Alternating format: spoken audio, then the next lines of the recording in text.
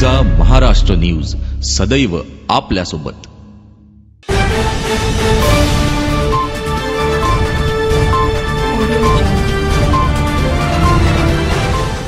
नमस्कार, मी स्मिता गर्जा महाराष्ट्र न्यूज मध्ये आपले स्वागत करते।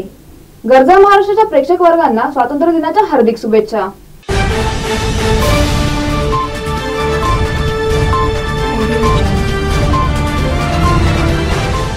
धनगर समाजाला एसटी प्रवर्गातील आरक्षण मिळावा याकरता संपूर्ण महाराष्ट्रात धनगर समाजातर्फे आंदोलने केली जात आहेत। त्या अनुषंगाने भुसावळ येथील राष्ट्रीय महामार्ग क्रमांक 6 नाहाटा चौफुलीवर तसेच बुलढाणा जिल्ह्यातील मेहकर शहरामध्ये आणि अकोल्यातील राष्ट्रीय महामार्गावर धनगर समाजाच्या वतीने रास्ता रोको करण्यात आले आहे। शासनाने त्वरित धनगर समाजाला एसटी प्रवर्गातील आरक्षण मंजूर करावे व धनगर समाजाला न्याय देण्याकरिता हे रास्ता रोको आंदोलन करण्यात आले। जोपर्यंत आमची मागणी मान्य होत नाही तोपर्यंत संपूर्ण महाराष्ट्रभर अशा स्वरूपाचे आंदोलन हे सुरूच राहणार असल्याचे धनगर समाजाचे प्रदेशाध्यक्ष सुभाष सोनवणे यांनी सांगितले। मधुकर पिचड यांच्या विरोधात घोषणाबाजी करत आपला तीव्र विरोध आंदोलनकर्त्यांनी दर्शवलाय। यावेळी महामार्गावरील वाहतूक काही वेळ ठप्प झाली होती। बाजारपेठ पोलीस स्टेशनचे पीआय सतीश देशमुख यांनी निवेदन स्वीकारत मार्ग मोकळा करण्याचे आवाहन केले। बाजारपेठ पोलिसांच्या वतीने चोख बंदोबस्त ठेवण्यात आलाय।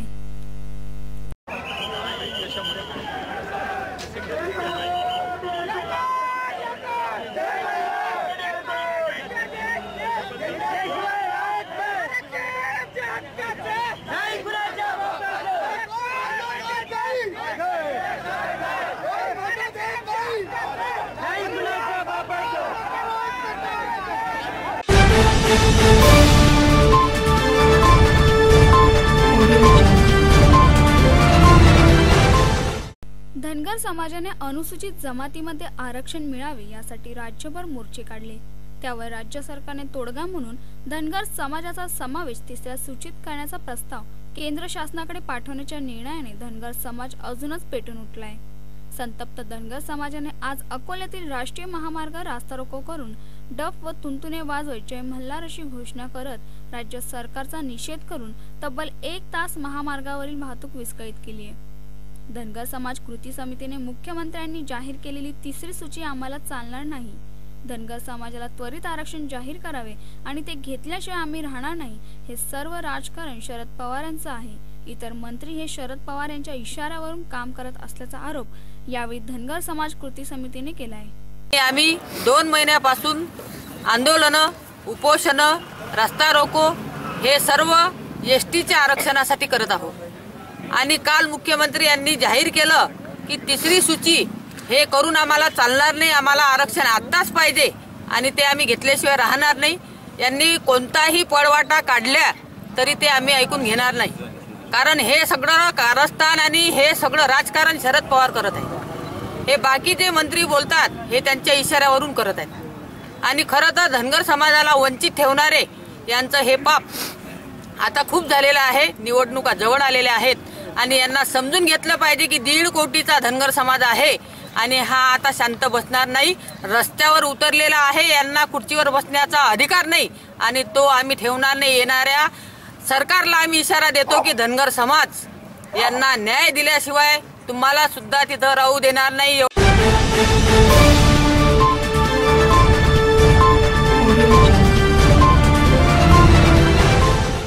खंडाळा येथील बायपास नागपूर मुंबई महामार्गावर जमण्याचे आवाहन संदीप गायकवाड यांनी केले होते। त्यानुसार धनगर समाजाचे अनेक कार्यकर्ते व नेते तेथे जमा झाले होते। हे आंदोलन तीव्र होऊ नये म्हणून प्रशासनातर्फे पूर्ण खबरदारी घेतली गेली आहे। 13 ऑगस्ट रोजी माननीय मुख्यमंत्री यांनी धनगर समाजाची तिसरी सूची तयार करून आरक्षण देण्याचे आश्वासन दिले, परंतु शासनाकडून धनगर समाजाची दिशाभूल करण्यात आली आहे। हे धनगर समाजाला मान्य नाही म्हणून हे आंदोलन छेडण्यात आल्याचं धनगर समाजाच्या नेत्यांकडून सांगण्यात आले। आंदोलनकारी रस्त्यावर येताच पोलिसांनी त्यांना ताब्यात घेतले व पोलीस स्टेशनमध्ये आणून कारवाई करून सोडून देण्यात आले। अनुसूचित जमातीचा दर्जा दिलेला आहे, परंतु या समाजाचा अडाणीपणाचा फायदा घेऊन आतापर्यंत तत्कालीन राज्यकर्त्यांनी या समाजाला या सवलतीपासून वंचित ठेवलं आहे। परिणामी समाजाची कधीही भरून न निघणारी हानी त्या ठिकाणी झालेली आहे। आणि त्यामुळेच वारंवार सरकारच्या कानावर आमची ही न्याय मागणी घालण्यासाठी धनगर समाज कृती समितीच्या वतीनं वेगवेगळे कार्यक्रम संपूर्ण महाराष्ट्रभर गेल्या 2 महिन्यापासून अतिशय जोरदारपणे राबवले गेले। त्यामध्ये कुठे धरणे आंदोलन असतील, उपोषणं असतील, काही ठिकाणी मोर्चे असतील आणि संपूर्ण महाराष्ट्रातील 1.5 कोटी धनगर समाजाने त्या ठिकाणी या महाराष्ट्रातील रस्ता आपल्या पवित्र भंडाऱ्याने त्या ठिकाणी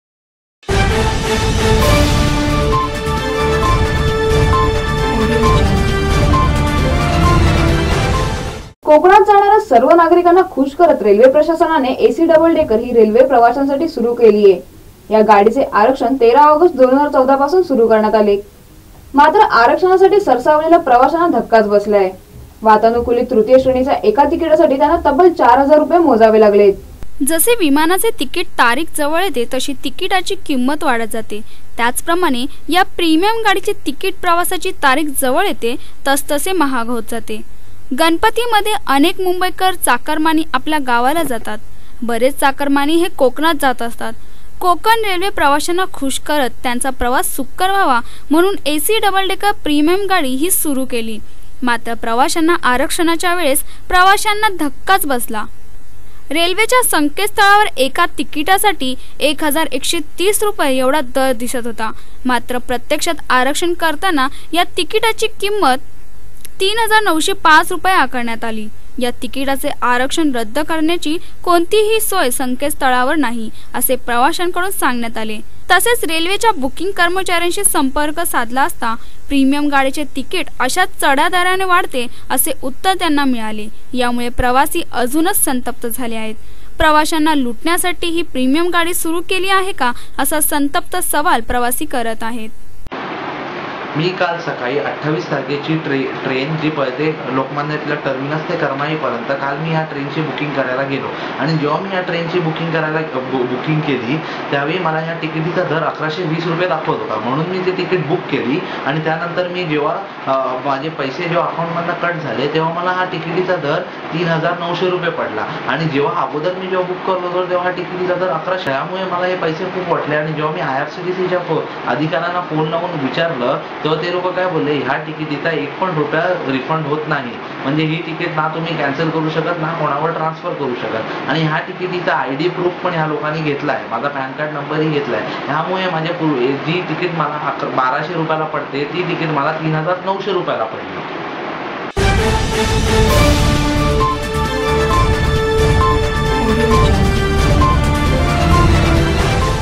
महाराष्ट्र नवनिर्माण सेनेचे अध्यक्ष राज ठाकरे यांच्या ब्लूप्रिंटला आता 21 ऑगस्टचा मुहूर्त लाभलाय। या ब्लूप्रिंटच्या प्रकाशन समारंभासाठी प्रसिद्ध उद्योजक रतन टाटा आणि मुकेश अंबानी उपस्थित राहणार असल्याची चर्चा आहे। महाराष्ट्र नवनिर्माण सेनेचे अध्यक्ष राज ठाकरे यांची ब्लूप्रिंटला आता 21 ऑगस्टचा मुहूर्त लाभला आहे। या ब्लूप्रिंटच्या प्रकाशन समारंभासाठी प्रसिद्ध उद्योजक रतन टाटा आणि मुकेश अंबानी उपस्थित राहणार असल्याची चर्चा आहे। या ब्लूप्रिंटमध्ये रस्ते, पाणी, वीज, स्वच्छता, आरोग्य, ग्रामविकास, महिला सुरक्षा, शिक्षण, कृषी आणि आर्थिक स्थैर्य या 9 मुद्द्यांचा समावेश असल्याचे समजतंय। गेल्या अनेक वर्षापासून मनसेच्या ब्लूप्रिंटची प्रतीक्षा होती। अखेर 5 वर्षानंतर 21 ऑगस्ट रोजी ही ब्लूप्रिंट सादर होणार आहे। यानंतर 27 ऑगस्ट रोजी मनसेच्या उमेदवारांची पहिली यादी जाहीर करण्यात येईल। यानंतर 27 ऑगस्ट रोजी मनसेच्या उमेदवारांची पहिली यादी जाहीर होण्याची शक्यता आहे।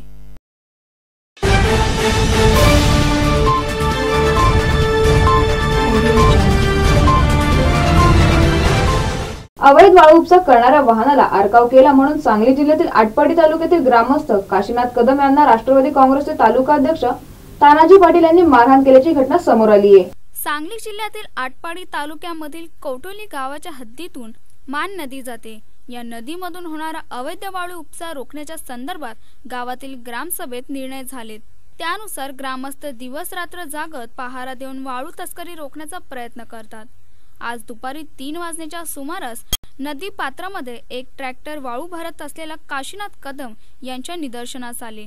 तेव्हा त्यांनी फोन करून ग्रामस्थांना बोलावून ट्रॅक्टर भरण्यास मज्जाव केला। तेव्हा ट्रॅक्टर चालकाने या घटनेची माहिती त्याच्या मालकाला दिली। यानंतर घटनास्थळी राष्ट्रवादीचे तालुका अध्यक्ष तानाजी पाटील यांनी जाऊन काशीनाथ कदम या ग्रामस्थाला शिवीगाळ करून मारहाण करून गुंडागिरीने घर पेटवून देईन, जीवे मारीन अशी धमकी दिली। अशा पीडित कदम व कोठोली ग्रामस्थांनी आटपाडी पोलीस ठाण्यात तक्रार दिली आहे, मात्र अद्याप कोणावरही कारवाई करण्यात आलेली नाही। त्यामुळे ग्रामस्थांनी या विरोधात आंदोलन छेडण्याचा इशारा दिलाय। नंतर आम्ही अडवलं, पुणे अडवल्यानंतर आम्ही गावातले दोघा तिघांना आम्ही बोलवून घेतलं आणि परत ड्रायव्हरने थांबवलं अर्धी ट्रॉली भरल्यानंतर। मग त्यानंतर ड्रायव्हरने फोन केला, कोणाला केला काय म्हणणं, पण तानाजी भगवान पाटील पुजारवाडी राहणार आटपाडी हे येऊन आम्हाला बुलेटवर येऊन शिव्या दिल्या। आम्ही म्हणलं शिव्या काय देऊ नका अध्यक्ष।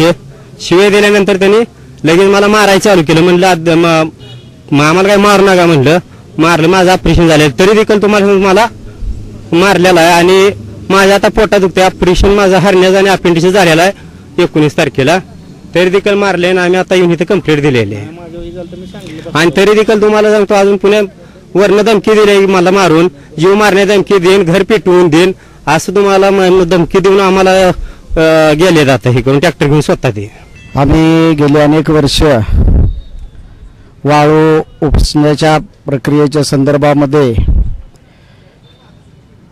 रिस्क घेऊन थांबवण्याचा प्रयत्न आतापर्यंत बऱ्याच वेळा केलेला आहे आणि कुणालाही गावातली वाळू नेऊ द्यायची नाही अशा पद्धतीनं हा गावकऱ्यांचा ग्रामसभेचा वेळोवेळी आम्ही ठराव केलेला आहे। या ठरावाच्या प्रती माननीय तहसीलदार यांना सुद्धा दिलेले आहेत आणि ठेक्याच्या संदर्भात सुद्धा आम्ही आतापर्यंत कुठली कारवाई होऊ दिलेली नाही, ठेका देऊ दिलेला नाही।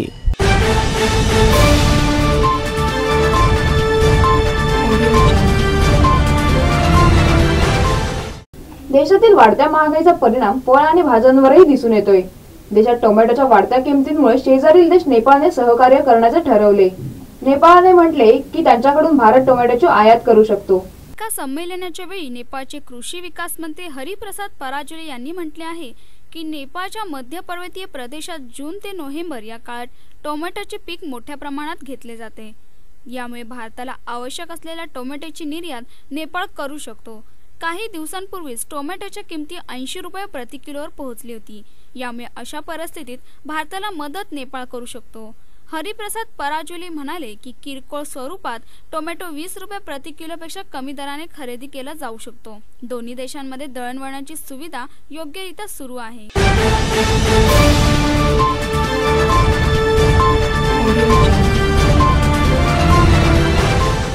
लैंगिक अपराधापासून बालकांचे संरक्षण, स्त्रिया व मुली अनैतिक व्यापार प्रतिबंध कायदा असतानाही कायद्यांचे उल्लंघन करणारी घटना घडली आहे। नवी मुंबईमध्ये कोपरी गावात पान टपरीचा व्यवसाय करणारा हिरणमय बिरंची कबिराज वय वर्ष 62, त्याची पत्नी ऋतू हिरणमय कबिराज वय वर्ष 28 हे कोपरी परिसरातील लहान व गरीब कुटुंबातील मुलींना वैश्य व्यवसायात सोडण्याचे काम करतायत। नवी मुंबईमधील कोपरी गावात पान टपरीचा व्यवसाय करणाऱ्या हिरणमय बिरंची कबिराज वय 62 वर्ष व त्याची पत्नी रुनू हिरणमय कबिराज वय वर्ष 28 हे कोपरी परिसरातील लहान व गरीब कुटुंबातील मुलींना वेश्या व्यवसायात ओढण्याचे काम करीत असल्याचे निष्पन्न झाले। गुन्ह्यातील मुली या कोपरी परिसरातील असून आरोपीला त्या ओळखतात। दिनांक 25 जुलै 2014 रोजी मुलींशी असलेल्या ओळखीचा गैरफायदा घेऊन आरोपी हिरणमय याने एका मुलीला घरामध्ये काम करण्यासाठी बोलावून घेतले व तेथे आपल्या पत्नीच्या मदतीने तिच्यावर बलात्कार केला। सदर घटनेची वाच्यता कुठे केल्यास जीवे मारण्याची धमकी दिली आहे, त्याचप्रमाणे गप्प बसल्यास चांगले पैसे देईल असेही आमिष दाखवले। सदर घटनेनंतर काही दिवसांनी त्या मुलीला दिनेश घाडगे या ग्राहकाकडे पाठवले। दिनेश घाडगे हा बांधकाम व्यावसायिक आहे। सदर मुलीस दिनेश घाडगे यांनी आपल्या लोणावळा येथील फार्म हाऊसवर नेऊन बलात्कार केला। तसेच दुसऱ्या पीडित मुलीलाही हिरणमय याने घरात पत्नी आजारी आहे या बहाण्याने काम करण्यासाठी दिनांक 1 ऑगस्ट 2014 रोजी बोलावून घेतले व तिच्यावर बलात्कार केलाय। गुन्ह्याची वाच्यता होऊ नये म्हणून तिला देखील जीवे मारण्याची धमकी दिली आहे व तदनंतर दिनेश घाडगे या ग्राहकाच्या स्वाधीन केले। दिनेश घाडगे या ग्राहकाने लोणावळा येथील त्याच्या फार्म हाऊसवर परत तिच्यावरही बलात्कार केला। दोन्ही मुलींना झालेल्या आघातामुळे काही दिवस कोठेही वाच्यता केली नाहीये, परंतु त्यांच्या शेजारी राहणाऱ्या महिलेच्या आधारामुळे MPSC पोलीस स्टेशनला सदर गुन्ह्याची तक्रार केली आहे। गुन्ह्याचे गांभीर्य लक्षात घेऊन पोलिसांनी कारवाई करण्यास सुरुवात केली असता आरोपी हिरणमयी याला पोलीस स्टेशनमध्ये आपल्या विरोधात तक्रार दाखल झाल्याचे समजताच पत्नीसह फरार झालाय। एमपीएमसी पोलीस सदर गुन्हा तपास करताना आरोपी सापळा रचून बिलासपूर रेल्वे पोलिसांच्या मदतीने बिलासपूर येथे छत्तीसगड राज्यात अटक केली आहे। या प्रकरणी आरोपी दिनेश घाडगे याला सुद्धा अटक करण्यात आली असून न्यायालयाने 19 ऑगस्ट 2014 पर्यंत विशेष कोर्टाने पोलीस कस्टडी दिलेली आहे। याच्याकडून अजून काही मुलींना फसवल्याची दाट शक्यता असल्याने अधिक तपास सुरू आहे। तसेच आरोपी हिरणमय व त्याची पत्नी रुनू कोर्टात हजर केले गेले। प्रथमतः त्या हिरणमयने शेजारच्या मुलींना काही बहाण्याने त्याच्या घरामध्ये बोलून त्या मुलींच्यावरती बलात्कार केले आणि त्यानंतर दिनेश घाडगे नावाचा त्याचा जो मित्र होता त्याला त्यांनी ह्या मुली सोपवल्या आणि दिनेश घाडगे यांनी लोणावळा येथील फार्म हाऊसवर ह्या मुलींना नेऊन त्या ठिकाणी त्यांच्यावरती बलात्कार केले। त्या तिन्ही आरोपींना आम्ही आता अटक केलेली आहे। घाडगे नावाच्या इसमाला यापूर्वीच आम्ही अटक केलेलं होतं। तो 19 तारखेपर्यंत पोलीस कोठडीमध्ये आहे।